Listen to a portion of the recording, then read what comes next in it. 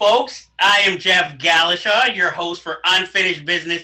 Whoop, whoop, whoop, deep dive. And with me, as always, is my co-host, Andre Joseph of AJ Epics Productions. Idle hands make the world go round. Well, I thought you were going to go, idle hands are the devil's plaything. I completely botched that. Okay. Well, it's the theme of the film we're going to be talking about this week, which is 1999's teen horror film, Idle Hands, starring Devon Sawa, Seth Green, Eldon Henson, the lovely Jessica Alba. Cameos by Fred Willard in the film. Tells you about his character. And Vivica A. Fox. This film, again, 1999. I remember so many rumors about this film on out of all my news sources at the time. Ain't it cool news? Because this was supposedly going to be a horror musical directed by Henry Selick, which I have heard confirmed by no one. The only thing I know is that before Rodman Flender, the director of the film, took it, 2 directors dropped out. So this film is an interesting hodgepodge because it has like a lot of gore, not so much horror, but then it's weirdly also very comedic, but not in a dark comedic way, more in a stoner comedy way, which we'll talk about eventually the reason why it is that way.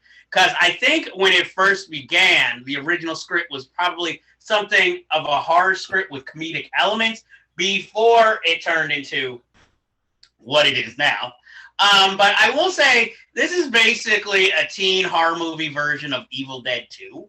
The second half of Evil Dead 2. And I have to say, Devon Sawa pulls off the one-man show of having a possessed hand flawlessly in his performance. And in the later scenes, when the hand is on its own, it is played by the same hand from the original Addams Family 90s films. Look, I was working at a movie theater when this movie came out. I liked the premise because I love Seth Green. Devon Sawa was coming off of, what was it? Final Destination, the first one at the time? I think it came out a year later. Oh, okay. So this was his introduction, and then we got Final Destination. I only remember him from Wild America at that time. I remember. Oh, that's better than me. I remember him from Casper. So, oh, right. Yeah. Well, that was the end of it, right? When he turns out to be the real Casper. Yeah, when Casper turns into a real boy. Yeah. Like I said, I really enjoyed the casting. And then, Jessica Alba. My God. Yeah. They were obviously trying to make her a sex pot. And it's strange because isn't her character kind of underage, as all these characters are supposed to be? Yeah. So it's like kind of weird, but it was still in that teen moviedom where you were like, oh, these girls are hot, and you kind of forget, yeah, but I'm this age. Luckily, I was in my 20s. So I was the age of, the actresses who were playing them. Okay, this film, I think it was a minor league hit, but it was never a big hit when it came out. I'll admit I bought the DVD after seeing it in theaters a few times. And the thing that lasts from my memories, Devon Sawa's performance, Eldon Henson and Seth Green's characters, and Jessica Alba. And me also wondering how later in the film, the hand is just a hand at that point. How is he like still killing people but making it bloody?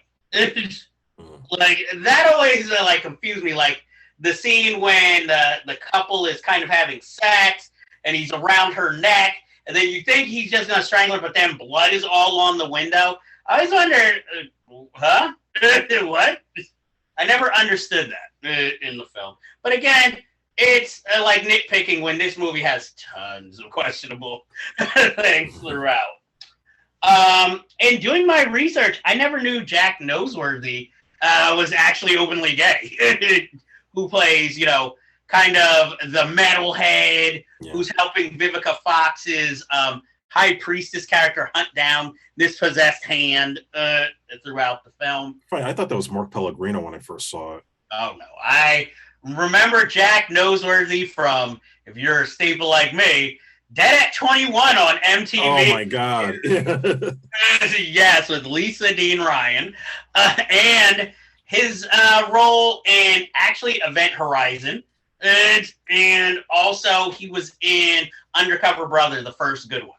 As Mr. Feather's assistant. Who had the infamous line, "I like black people," after dancing. But yeah, what is your memories of Idle Hands since you're a little younger than me? And well, I didn't see it when it came out. I only remember the trailers and the TV spots when it was advertised. So obviously Jessica Alba was the one thing that stood out about everything else. This is like one of the first movies I think she had done. I know she was in Never Been Kissed, which I didn't realize till years later that she was in that as one of the popular girls in the film. But over the years, I would hear people talk about Idle Hands. And, from the trailers I saw, I thought it was going to be like a dumb, silly, dark comedy because we were so mundated with like teen films at the time between American Pie and Scream and, everything that was coming out of Miramax at that time. So she's all that. So I didn't really think of it any differently than those movies. But I would hear about this one in particular because of how dark it would get and how violent it was. And still never got around it because, I'm not really a horror guy like maybe you and Eric and Mike with the Cinephiles. But what happened was you told me to watch it for this episode. And so I checked it out. And I think it helped that I had seen the Evil Dead movies at this point because it's like, okay, now I get what they were trying to do. They were trying to make a very silly but creepy and dark comedy that has all of these gore effects and the absurdity of Seth Green and Eldon Henderson walking around as the undead friends, and you think they're going to be bad guys, they end up still being buddies with Devon Sawa. And I always kept hearing about the ending and the hand trying to kill Jessica Alba and her tied up to the car, and they purposely had her have her get stripped down to her underwear because they thought that would sell the movie more. And yeah, it certainly pays to watch her anytime in her underwear, even though she's been paid a lot of money to get nude. She never does it because of her Catholic upbringing, but that's another story. But yeah, I mean, I thought it was okay. I thought for what it was at that time, it was a little underrated, that it definitely needed to get a little more recognition than it did. And yeah, you got to give props to Devon Sawa for his performance. And I loved, like, they gave a little nod to this in the second season of Chucky. There's like an Idle Hands nod in his character. He actually recites one of the lines from the movie. So yeah, I got to give props. Like, he's definitely underrated because to have to do all that physicality, just like Bruce Campbell did in Evil Dead 2, that goes a long way. That's something that not a lot of actors can pull off on screen. I agree with you. I think it's okay. I think it's just a fond memory from me because this film is kind of like what I always consider a good starter horror film. While it has like a lot of stuff maybe you don't want to show to like your preteen, I think it's just enough, of what they can stand other than, the sex scene in the car, but I just feel like you could take the gore here. You could take the comedy. It's sort of like it gets dark, but then it kind of relieves itself with, hey, let's throw a joke in there now. I mean, even the character P-Nub, which is obviously a joke from Eddie Murphy's Buckwheat character when he's singing Looking for Love in all the wrong places. And he calls it Wookin' Panub. I just feel like that's the whole thing with this film.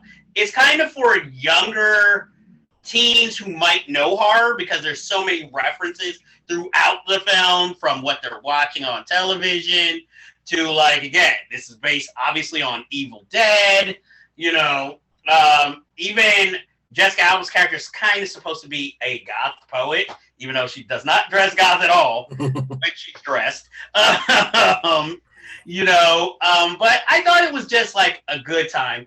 And like you said, Seth Green even said what the problem with the film is that him and, Devon Sawa, Eldon Henson, they're trying to play it as more of a drama with comedic elements, the friendship factor and everything. The director's trying to make like an Italian horror film, and the producers are changing the film based on test screenings where the notes they got was, can the zombies be cuter? Can, in the end, there be some reason to get Jessica Alba naked? And can more pot scenes, and can pot save the day? So that's why we get the bong carburetor. We get, instead of Jessica Alba getting naked, her midriff gets pulled off. And we get, the zombie effects were fine. To me. A little more goofy, but, they weren't trying to make a Night of the Living Dead where their guts are going to be falling out. I thought it was fine. I think it's to me, this is more of a guilty pleasure. I think it's fine for what it is. I think it needed more of a definite vision for it to truly be something you can think is like a truly great or a good movie. I just felt like the powers that be, I think this was another film that was destroyed by test screenings for the most part, which is now why, to me, it's more of a stoner movie than even really a horror film, or even more of a comedy than a horror film. And then you also have to keep in mind kind of the atmosphere at the time, because this was pushed back from release because of the Columbine massacre, because it was a teen movie, it's a horror film, and spoiler alert, he kills his parents in the opening scene. So obviously they postponed the film for that, which, understandable, wasn't really needed. Nobody was going to watch this film and be like, yeah, I'm going to go out and kill my parents with a haunted hand.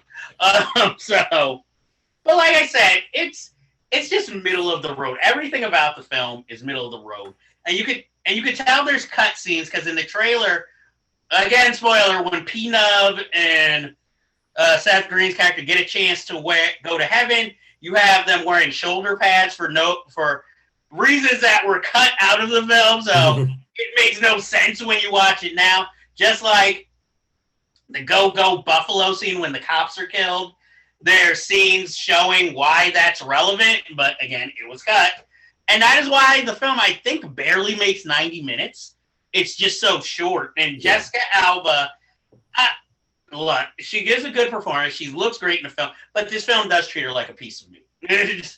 Not only that, but she falls in love with Devon Sawa way too easily. They basically gave her a girlfriend role. She's supposed to be the smartest female or character in this film, and yet she's treated the worst because, like you said, she's loves him. She's willing to hook up, even though she's supposed to be this tough girl, and she's a poet, and she's into like goth stuff, and it's like, but all it is like, hey, look at me in this short outfit, and give me a few one-liners, and it is basically what Megan Fox would complain about working on Transformers. The same thing. I'm shocked Jessica Alba hasn't spoken up against this movie. Now, but again, it did help her get her start, so maybe that's why. And, I know that. I didn't know Vivica Fox was in this movie, and I thought she was a strong character, trying to kill Devon Sawa because of the curse. But then it kind of falls flat at the end. She gets knocked around, and she hooks up with the goth guy. I was like, no, I probably would have preferred a different actress if you were going to do all that. It also felt like it was horned in from a different movie all of a sudden. Yeah, it did.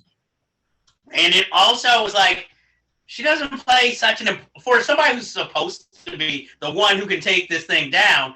Again, she's supporting, and you kind of are reminded she's in here, but it's always just barely, like you more want to see the antics of the friend. So it might have been more interesting if they could have came up with another way that didn't involve maybe another supporting character to defeat it. Like, again, giving Jessica Alba something to do. Maybe she knows about the knife or something. So, no knock for Vivica Fox. She gives it all she has. But again, it just felt so unnecessary. Or like, she's the difference from maybe the original script to this turn-coded script that we're watching. But like I said, It's a guilty pleasure. I'm not going to tell anybody to go out and hunt it down, but it is entertaining for what it was. I'm shocked this is your first time watching it was recently. Yeah, I've never really got around to it. Wow. I mean, it's also for the time period a great soundtrack because you have one of the members of Blink 182 in a cameo as the burger window guy, and then you have the Offspring somehow being the school band for their dance, and willingly get killed in the film. I thought, okay, that's different. Because I'll admit at the time was a fan of the Offspring. Had their first two albums. White guy, yeah. Yes, right. Like I said, first two albums I had. And lead singer, now a chemical scientist. So, yay, say what you want about him. He's like, I've been a success my whole life. I ain't no one-hit wonder. But like I said, I just enjoy it for what it is. Look, it's easy film to insult or, take down. But I think if you just take it for what it is, you'll have a fun time with it. Would you recommend it, though, since you've seen it more recently for the first time? Yeah, I recommend it. Okay, because I have more nostalgic memories why I would recommend it, so I'd like to see somebody who maybe doesn't have as much history with it, what they would say. But luckily, you were a thumbs up. So, do you have anything else to say or bring up about Idle Hands? No, I get the sense it's going to get rebooted at some point. I just have that feeling. Well, hopefully, maybe with the better script and not listening to test audiences as much.